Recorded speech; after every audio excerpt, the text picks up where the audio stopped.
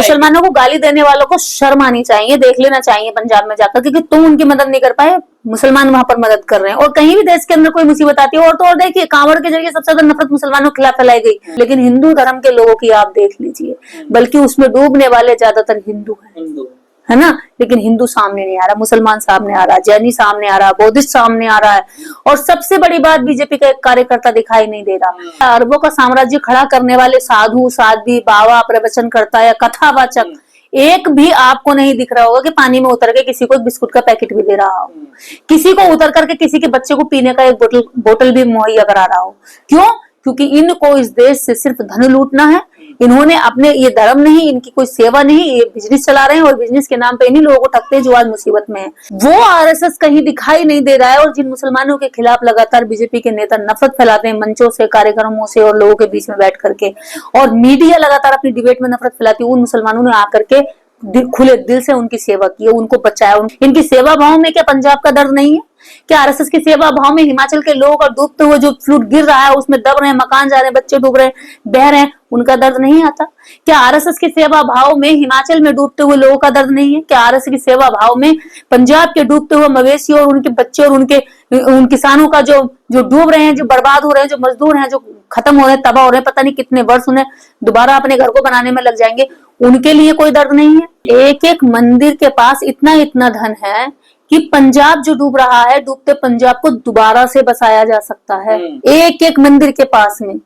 और मंदिरों के पास जो दान है वो जनता का ही है, और जनता के दुख में तकलीफ में अगर मंदिरों का दान काम नहीं आएगा तो फिर वो दान किस काम का है? वो दान नहीं, वो अराज सरदारों के लिए मैं सबसे देश के, दुनिया के उन सभी मानवतावादी लोगों से अपील करना चाहूंगी, पंजाब के लिए, हिमाचल के लिए, और ऐसे उन राज्यों के लिए जहां पे बाढ़ त्रासदी में लोग डूब रहे हैं, जान गंवा रहे हैं, उनका सब कुछ लुट रहा है, उनकी मदद करें, उनके लिए प्रे करें। आप पंजाब का जब इतिहास देखेंगे तो पंजाब के लोगों ने, जब भारत ही नहीं पूरे विश्व में जहां जहां आपदा आती है, पंजाब का आदमी आपको सबसे पहले मिलेगा।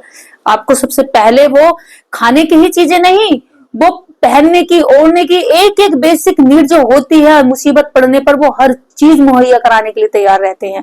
कोलगेट से लेकर के खाने, नहाने, और यहाँ तक जब इस तरह की आपदा में बैक्टीरिया इन्फेक्शन होने का खतरा रहता है तो दवाइयां तक वो पहुंचाते हैं।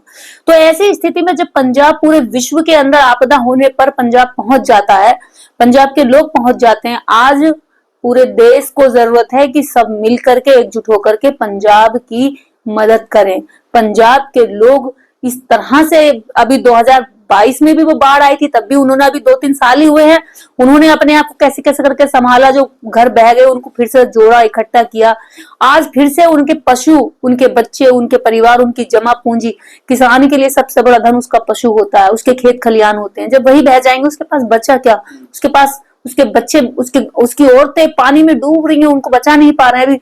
अभी मैं एक वीडियो देख रही थी, केवल 17 दिन का बच्चा है, गोदी में लेकर के वो महिला पानी में से निकल कर आ रही है, उसके पास बचाव की सुरक्षा नहीं है, घर डूब चुका है, क्या खाएगी, कहाँ रहेगी, कहाँ सोएगी, कुछ पता नहीं उसके पास, लेकिन वो निकली हुई है। ऐसी स्थिति में भी आप देखिए कि देश के अंदर जब ये आपदा आई तो मुस्लिमों ने अपनी मदरसे खोल दिए, मस्जिदें तक खोल दी, उस गुरुद्वारे जितने, वो तो ऑलरेडी पूरे विश्व में जो भी जाए हमेशा खुले रहते हैं, लेकिन इस समय उन्होंने और ज्यादा अपने लंगरों को, अपने स्थानों को और ज्यादा इसको जगह देना शुरू कर दिया। लोगों को ला ला करके ढूंढ ढूंढ के हमारे रेस्क्यू चला रहे हैं, कोई डूबा तो नहीं, कोई दबा तो नहीं है, कोई कहीं बह तो नहीं गया है, परिवार के सदस्य कितने कितने कम हो गए उनको ढूंढा जा रहा है, स्पेशली वो उनके लिए इस तरह के रेस्क्यू लगा करके लोगों को बचा रहे हैं। आप एक वीडियो और अभी आप आएंगी, मैं आपको दूंगी, उसको आप मेंशन करना कि उसमें लोग मंदिर की ओर जब भागे हैं तो मंदिर के पुजारी ने अंदर से दरवाजा बंद कर दिया। लोगों ने कहा कि हमें बचने दीजिए, हमें आने दीजिए अंदर, हमारे पास इस समय न छत है, न खाने को है, हमें अंदर आने दीजिए, हम कुछ नहीं करेंगे, बस हमें सोना है, रात को हमारे बच्चे सो जाए सुरक्षित रह करके। लेकिन उस मंदिर के पुजारी ने आपदा में पीड़ित लोगों की मदद करने की बजाय, वो चीख रहे हैं, रो रहे हैं, चिल्ला रहे हैं, लेकिन पुजारी ने दरवाजा बंद कर दिया। और जब उन्होंने कहा कि प्लीज खोल दीजिए, हमें अंदर आने दीजिए, कुछ पुरुषों ने विरोध भी किया, तो उसने कहा कि मंदिर में चोरी हो जाएगी तो कौन होगा इसका जिम्मेदार?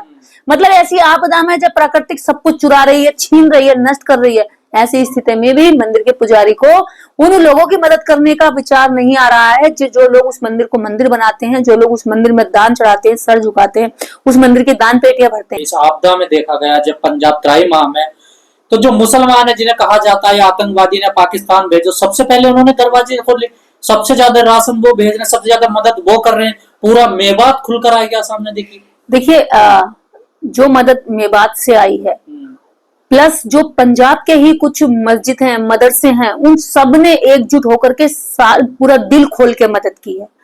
और एक तरफ जिस संगठन का नाम मोदी जी लेते हैं, आरएसएस एक ऐसा एनजीओ है जो 100 साल पूरे कर रहा है, वो आरएसएस कहीं दिखाई नहीं दे रहा है। और जिन मुसलमानों के खिलाफ लगातार बीजेपी के नेता नफरत फैलाते हैं मंचों से, कार्यक्रमों से और लोगों के बीच में बैठ करके, और मीडिया लगातार अपनी डिबेट में नफरत फैलाती है, उन मुसलमानों ने आकर के खुले दिल से उनकी सेवा की है, उनको बचाया, उनको संरक्षण दिया है, उनको अपने स्थानों में श्रेय दे रहे हैं। तो ऐसी स्थिति में पता चलता है कि देश धर्म से नहीं, नेताओं से परेशान है।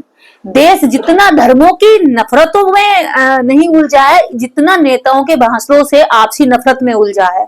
अब जब देखिए सिख, मुस्लिम और अन्य जैनी जितने भी धर्म है, सब मिलकर के जो है मदद कर रहे हैं, लेकिन हिंदू धर्म के लोगों की आप देख लीजिए, बल्कि उसमें डूबने वाले ज्यादातर हिंदू हैं, है ना। लेकिन हिंदू सामने नहीं आ रहा, मुसलमान सामने आ रहा, जैनी सामने आ रहा, बौद्धिस्ट सामने आ रहा है, और सबसे बड़ी बात बीजेपी का एक कार्यकर्ता दिखाई नहीं दे रहा। तमाम तरह के जो बाबा हैं, जो सनातन का ठेका लेते हैं, जिन्होंने अरबों का साम्राज्य खड़ा कर रखा, उन्होंने क्यों नहीं अपने दरवाजे खोले? वो क्यों नहीं मदद के लिए आगे आ रहे हैं? अरबों का साम्राज्य खड़ा करने वाला आरएसएस या अरबों का साम्राज्य खड़ा करने वाले साधु, साध्वी, बाबा, प्रवचनकर्ता या कथावाचक, एक भी आपको नहीं दिख रहा होगा कि पानी में उतर के किसी को एक बिस्कुट का पैकेट भी दे रहा हो, किसी को उतर करके किसी के बच्चे को पीने का एक बोतल भी मुहैया करा रहा हो। क्यों? क्योंकि इनको इस देश से सिर्फ धन लूटना है। इन्होंने अपने, ये धर्म नहीं, इनकी कोई सेवा नहीं, ये बिजनेस चला रहे हैं, और बिजनेस के नाम पे इन्हीं लोगों को ठगते हैं जो आज मुसीबत में है। हम क्यों तैयार करते हैं इन लोगों की? क्योंकि ये हमारी मुसीबतें खत्म होंगी।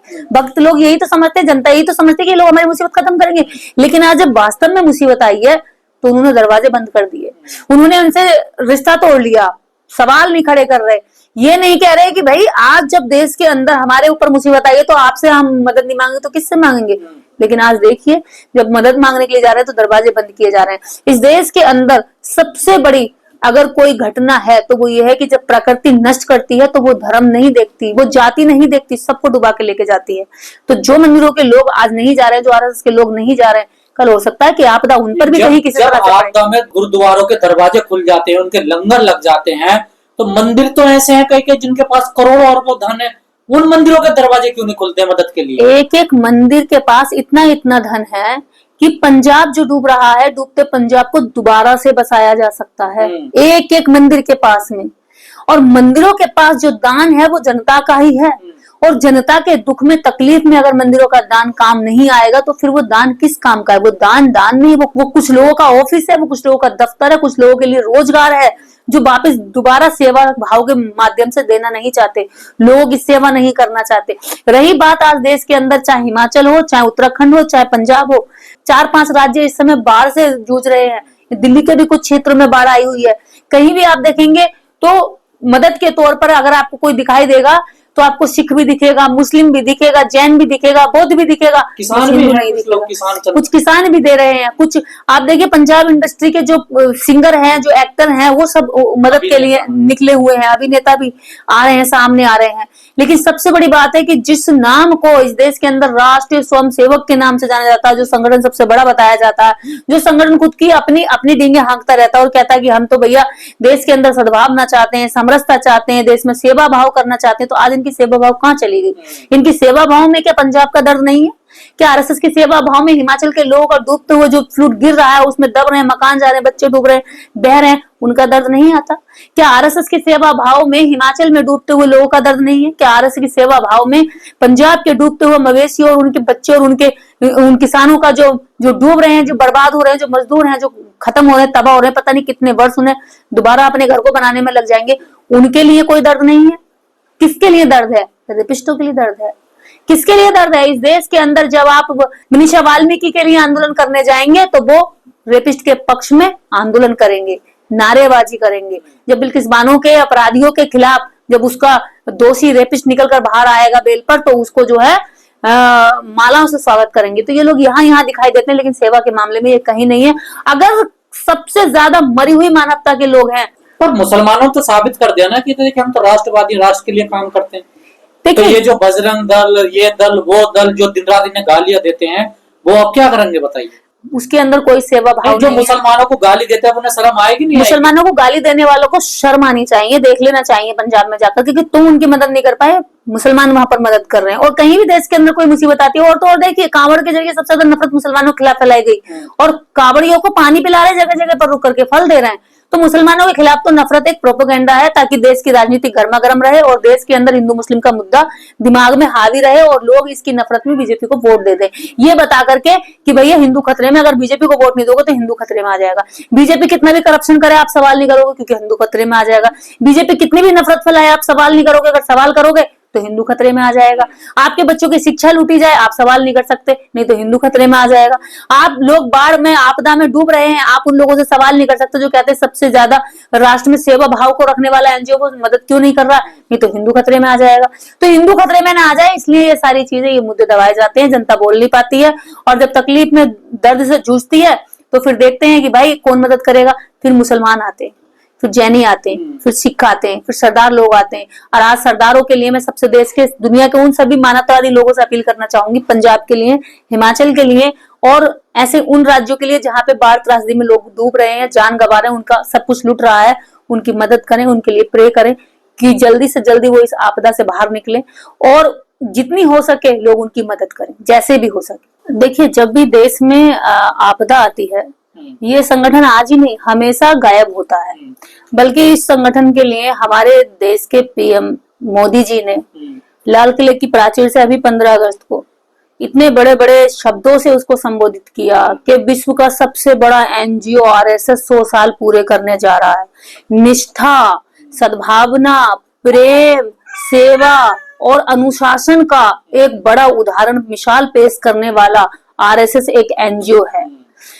तो जिस एनजीओ का नाम हमारे प्रधानमंत्री मोदी जी ले रहे हैं, उसका जिक्र कर रहे हैं इतने महत्वपूर्ण भाषण में, वो उस आरएसएस को भी इंक्लूड कर रहे हैं, तो इससे पता चलता है कि एक ऐसे संगठन का वो नाम ले रहे हैं जो कभी देश की सेवा के समय पे, देश में मुसीबत आने पर, प्राकृतिक आपदा आने पर कहीं पे भी वो दिखाई नहीं देता। आखिर कहाँ हैं ये लोग जो लाठियां भांजते चलते आते हैं? अगर किसी बहन बेटी के साथ गलत होता है और उसके खिलाफ आंदोलन करना होता है, अपराधी के खिलाफ, तो ये आरएसएस के लोग अपराधी के साथ खड़े होते हैं। ये आरएसएस के लोग रेपिस्टों को माला पहना रहे होते हैं।